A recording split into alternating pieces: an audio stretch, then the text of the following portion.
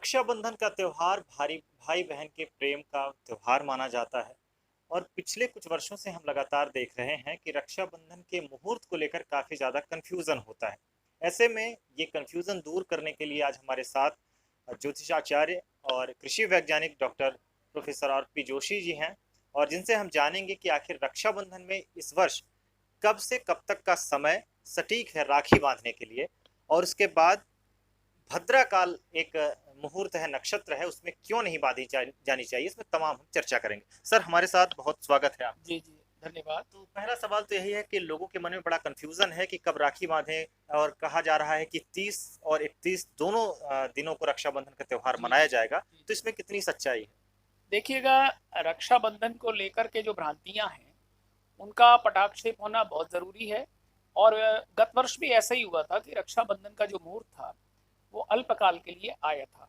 वस्तुतः जो पंचांग होता है, ये जैसे मैं आपके प्रश्न पर ये पंचांग उठाया अभी, ये पंचांग वस्तुतः किसी पुस्तक का नाम नहीं है, बल्कि इसके अंदर 5 अंग शामिल हैं। उन 5 अंगों को कहते हैं तिथि, वार, नक्षत्र, योग और करण। तो ये पांचों अंगों से पंचांग बनता है। ठीक उसी प्रकार एक मुहूर्त का निर्माण भी एक कुछ खास चीजों से होता है, जैसे प्रदोष काल है ना, भद्रा रहित होना चाहिए, है ना, जो तिथि है, जिस तिथि का महत्व है वो तिथि व्याप्त होनी चाहिए, माने उस तिथि का मान भी होना चाहिए। इस प्रकार से 3, 4 या 5 चीजों का जो संयोग है, वो जिस क्षण हमें मिलता है वो मुहूर्त कहलाता है। यहाँ मैं एक चीज और स्पष्ट कर देना चाहूंगा कि जो हिंदू माइथोलॉजी में जो समय का विभाजन है, पल, विपल, घटी और मुहूर्त, और इसके बाद जो ये वो प्रहर कहलाता है, इन सब चीजों का मान होता है। तो वस्तुतः मुहूर्त का मान जो है, वो जैसे ब्रह्म मुहूर्त हम लोग कहते हैं, या दो प्रहर, दोपहर कहते हैं ना, दोपहर 12 बजे तक 2 प्रहर हो गए। सूर्योदय से, सूर्योदय मान लीजिए 6 बजे, तो 6 से 9 एक पहर हो गया, 9 से 12 दूसरा पहर हो गया। तो इसलिए उसको दो प्रहर को दो पहर कहा जाता है। ठीक उसी प्रकार से मुहूर्त जो है, उसका निर्माण भी घटी, दो घटी के मिलने से बना। एक घटी का मान 24 मिनट है, तो दूसरा एक घटी का मान उसमें और मिलाया, 48 मिनट हुआ। तो ऐसे मुहूर्त, जबकि हमें पूर्णिमा भी मिल रही हो और भद्रा रहित पूर्णिमा हो, लेकिन प्रदोष व्यापिनी होनी चाहिए। हर शहर का प्रदोष काल निकालने का एक तरीका होता है, वहाँ के उसमें सूर्योदय सूर्यास्त का उपयोग किया जाता है। तत्पश्चात हम लोग उसका प्रदोष काल निकालते हैं, जो कि चूंकि प्रत्येक शहर का सूर्योदय सूर्यास्त के मान में भिन्नता होती है, इसलिए प्रदोष काल में भी भिन्नता आ जाती है। यही कारण है कि मुहूर्त जो है वो रीवा के लिए भिन्न होगा, लेकिन भोपाल और इंदौर के लिए दूसरा होगा। ये मैंने एक उदाहरण लिया है बस। हमें इस वर्ष 30 अगस्त 2023 दिन बुधवार को पूर्णिमा तो लग, ये जो अपनी भादों की पूर्णिमा है, इसकी श्रावण की, सॉरी, श्रावण पूर्णिमा है, वो तो हमारी लग जाएगी 30 तारीख को दिन में 10 बज करके 14 मिनट पर। लेकिन जो हमारी पूर्णिमा का मान है, वो अगले दिन 31 तारीख को सुबह 7 बज के 5 मिनट तक रहेगा। लेकिन दुर्भाग्य ये है कि पूर्णिमा जिस समय लगेगी, उसके पहले से ही सूर्योदय से भद्रा लगी रहेगी, तो कंटिन्यूएशन में भद्रा मिली। भद्रा जब खत्म होगी रात को 9 बजे, तो मोटे तौर पर हम रात 9 बजे से भद्रा रहित पूर्णिमा में रक्षाबंधन मनाना सर्वदा उपयुक्त है। मतलब 30 तारीख की रात 9 बजे के बाद से आप रक्षाबंधन, रक्षाबंधन मनाए तो जाते 9 बजे से कितने बजे तक? देखिए, रात्रि 9 बजे से लेकर के, और 31 तारीख को सुबह 7 बज के कुछ पंचांगों में 1 मिनट दिया है, किसी में 7 बज के 5 मिनट तक, यानी सुबह 7 बजे तक 31 तारीख तक हम कभी भी राखी बंधवा सकते हैं। लेकिन 9 बजे से 10-11 बजे के बीच में हम राखी बांध लें। आजकल तो ऐसा परिपाटी है, ऐसा प्रचलन है कि रात्रि में हम बहुत सारे सामान्य रूटीन कार्य भी करने लग गए हैं, तो इसमें कोई बड़ी बात नहीं है। लेकिन यहाँ मैं ये भी स्पष्ट कर देना चाहूँगा कि मान लीजिए कोई माता बहनें हैं और उनके भाई जो हैं वो कहीं दूरस्थ प्रदेश में है, और उनको फ्लाइट है, या उनका मान लीजिए कोई ट्रेन का टिकट है और रिजर्वेशन है, तो अगर वो 30 तारीख को भद्रा काल में भी राखी बंधवाना चाहते हैं, तो उसके लिए वो ऐसा कर सकते हैं, है ना। लेकिन उसके लिए हमें एक थोड़ा सा प्रायश्चित के तौर पर सबसे पहले अपने देवता जिन्हें हम मानते हैं उन्हें हम राखी बांध देंगे, और उसके पश्चात ये प्रायश्चित मानते हुए कि हम इस काल में नहीं रहेंगे और हम भाई बहन अभी एक दूसरे से अपने कर्तव्य स्थल पर चले जाएंगे, इसलिए ऐसा कर रहे हैं, तो हमें उसका दोष नहीं लगता। इसको परिस्थिति जन्य समायोजन मुहूर्त में भी करने की व्यवस्था की गई है। जिस प्रकार से हम दिक्सूल में कहीं यात्रा करते हैं तो प्रस्थान निकालने का प्रावधान है, ठीक उसी प्रकार से गणेश जी पर हम थोड़ा सा एक नारियल और एक छोटी सी दक्षिणा रख करके गणेश जी पर उनका भोग लगा करके उनको रक्षा सूत्र बांध करके हम अपने बहन से रक्षा सूत्र बंधवा सकते हैं। ये तो काफी ज्यादा कंफ्यूजन क्लियर हो गया कि सबसे पहले अगर आपको मुहूर्त में राखी बांधनी है तो 30 तारीख की रात 9 बजे से और 31 तारीख के सुबह 7:01 या 5 मिनट तक का मुहूर्त है। अगर आप किसी परिस्थिति जन्य ऐसे फंसते हैं कि आपका रिजर्वेशन पहले से है या फिर उस समय पर आप घर पहुंच रहे हैं, बाद में जाने का प्लान है, तो आप भगवान का एक बड़ा अच्छा उपाय बताया है ज्योतिषाचार्य जी ने। सर, हम ये भी जानना चाहेंगे कि राखी बंधवाने का तरीका क्या होना चाहिए? जैसे कहा जाता है कि बस एक रक्षा सूत्र बांध देना ही पर्याप्त है, पर अगर कोई और ज्यादा वैज्ञानिक तरीके से और आध्यात्मिक तरीके से रक्षाबंधन का त्योहार मनाना चाहता है अपनी सुविधाओं के अनुसार, तो उसका असली और सही तरीका वेदों, पुराणों, शास्त्रों के अनुसार क्या रखा गया है? मैं इसको आपको बिल्कुल बताता हूँ। उसके पहले मैं एक चीज और बता देना चाहता हूँ। मान लीजिए कोई 30 का, जैसे मैंने बताया, 31 को सूर्योदय के समय पूर्णिमा रहेगी, तो पहला मत तो ये है कि सूर्योदय के समय पूर्णिमा है, उदया तिथि में है, तो संपूर्ण दिन पूर्णिमा रहेगी, ऐसी मान्यता है, बिल्कुल है। लेकिन सही बात यह है कि जो उदया तिथि के समय पूर्णिमा है वो कम से कम 3 मुहूर्त होनी चाहिए।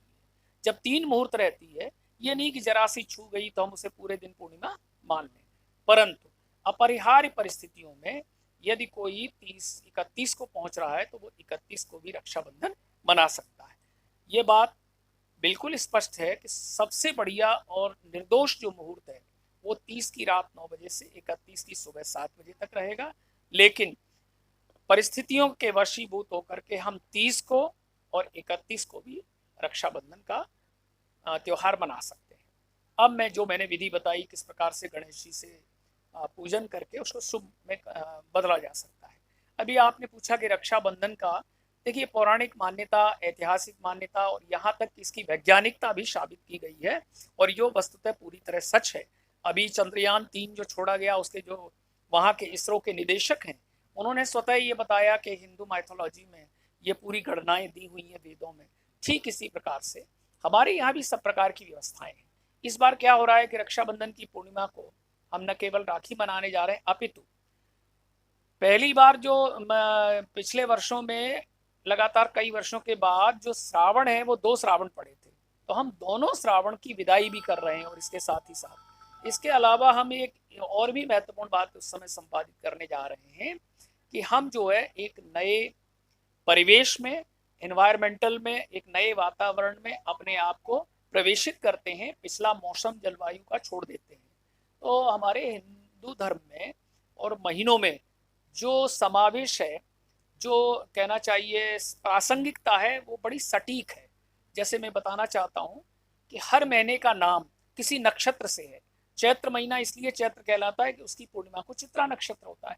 वैशाख इसलिए वैशाख कहलाता है, उसकी पूर्णिमा को विशाखा नक्षत्र होता है। ठीक इसी प्रकार से 12 महीने हैं और ये श्रावण का जो महीना है वो इसलिए श्रावण कहलाता है क्योंकि उसकी पूर्णिमा को श्रवण नक्षत्र है। तो एक चीज मैं यहाँ और बताना चाहूंगा कि राखी का जो मैंने मुहूर्त बताया, उस समय श्रवण नक्षत्र भी मौजूद रहना चाहिए और वो श्रवण नक्षत्र भी है। इसलिए जैसा मैंने शुरू में कहा था, कई चीजें मिलकर के बनती हैं। अब बात आती है कि हम रक्षाबंधन को विधि पूर्वक कैसे मनाएं। तो देखिए, एक बड़ी सी स्पष्ट सी बात है कि हमारे हिंदू धर्म में अगर हम कोई भी कार्य, कोई भी त्योहार मनाते हैं तो सबसे पहले हमें अपने देवी देवताओं को, अपने पेरेंट्स यानी माता पिता और उससे भी पहले अपने पूर्वजों को प्रसन्न करना चाहिए।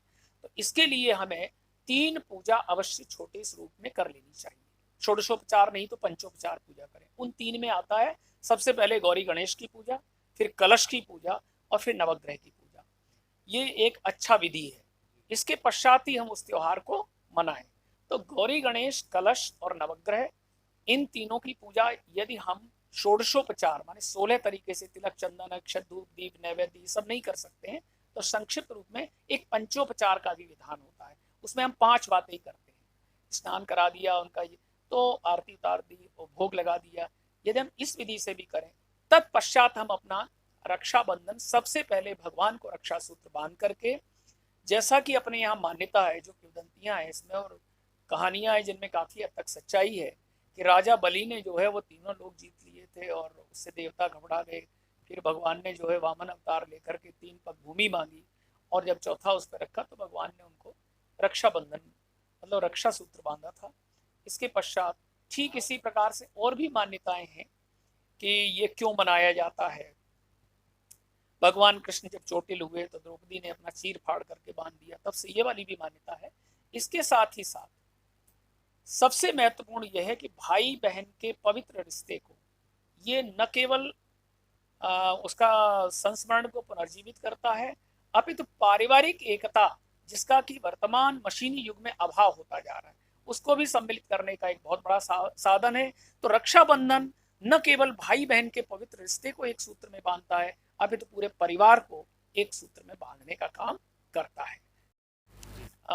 रावण को राखी बांध दी थी शूर्पणखा ने और जी हाँ, बिल्कुल। एक बड़ा सवाल ये है कि भद्रा में आखिर राखी क्यों नहीं बांधी, इसके पीछे का लॉजिक क्या है? लॉजिक ये है कि कुछ ऐसे नक्षत्र तिथियां होती हैं जिनके किसी अंश को दोषपूर्ण माना जाता है, बस उसी को हमने भद्रा का नाम दे रखा है, तो उनका त्याग कंपलसरी होता है। जैसे हम और आप भी कोई मोटे तौर पर समझ लें कि ये तो उसमें लोकोक्ति जोड़ दी है कि शूर्पणखा ने रावण को राखी बांध दी थी तो उसके साथ ये अनिष्ट हो गया तो इसलिए नहीं करते, पर वस्तुतः ये नहीं है। और भी किंवदंती है। वस्तुतः तो ये है कि एक हिस्सा होता है किसी के आरंभ का, किसी तिथि या नक्षत्र के, और किसी के पिछले भाग का वो त्याज्य होता है, तो उसको हम कुछ नक्षत्र विशेष भद्रा में आ जाते हैं, उनका हम त्याग करते हैं। यूं समझो कि यदि हम इकट्ठा कोई फल खरीदते हैं तो पूरा लॉट अच्छा नहीं होता, वो फल अच्छे होते हैं लेकिन हमें उसमें से कुछ हिस्सा त्यागना होता है। अब आप कहे कि कोई उसी को खाए जो त्यागे हुए हैं एक साथ, तो ये तो फिर गलत हुआ ना। ठीक उसी प्रकार से एक फल भी है, यदि अगर हमने एक केला लिया तो कभी कभी उसका एक हिस्सा खराब होता है, हम खीरा लाते हैं उसका अगला पिछला हिस्सा निकाल देते हैं क्योंकि उसमें जहर होता है, तो वो बोलते हैं उसको घिसने पर कड़वा होता है। ठीक इसी प्रकार से किसी तिथि, जैसे तिथियों को हमने बांट रखा है ना, पूर्णा, नंदा, जया, भद्रा, इस प्रकार से, और नक्षत्रों के कुछ हिस्से दोषपूर्ण माने गए हैं, ये फिर अलग से लंबा वृतांत हो जाएगा।